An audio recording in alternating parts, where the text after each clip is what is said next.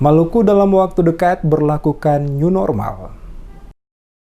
Tim gugus tugas percepatan penanganan COVID-19 Provinsi Maluku bersama para tokoh agama mendiskusikan penerapan new normal yang nantinya akan diterapkan oleh pemerintah Provinsi Maluku lewat tim gugus tugas. Kapolda Maluku Baharudin Jafar yang juga selaku wakil ketua tim gugus tugas 2 percepatan penanggulangan COVID-19 Provinsi Maluku saat memberikan keterangan pers usai pertemuan tersebut di kantor gubernur pada hari Kamis menjelaskan, dalam diskusi yang dilaksanakan bersama para pemuka tokoh agama didapatkan banyak masukan tentang kondisi masyarakat. Untuk itu sebelum diterapkannya new normal di Maluku, tim gugus tugas akan mensosialisasikan dan mensimulasikan di masyarakat, khususnya di tempat-tempat keramaian dan rumah-rumah ibadah. Simulasi dan sosialisasi ke masyarakat, kata Jafar, akan menjadi acuan bagi tim gugus tugas untuk selanjutnya akan disampaikan ke ketua tim gugus tugas dan juga diharapkan dalam waktu dekat ini penetapan pencanangan new normal di Maluku dapat segera dilaksanakan. Penetapan new normal, kata Kapolda, akan mengacu pada aturan dan ketentuan protokol kesehatan, diantaranya memakai masker, menjaga jarak, termasuk beberapa aturan lainnya yang berkaitan langsung dengan penanganan COVID-19.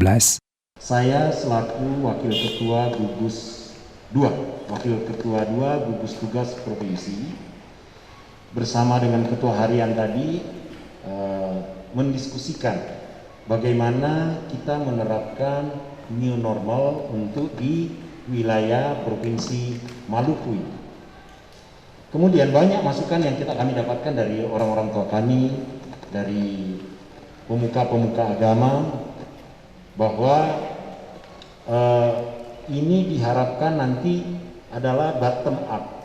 Jadi kebutuhan masyarakat itu yang kita lihat dulu, kondisinya bagaimana dan perlu disimulasikan dulu. Perlu disimulasi baru diterapkan.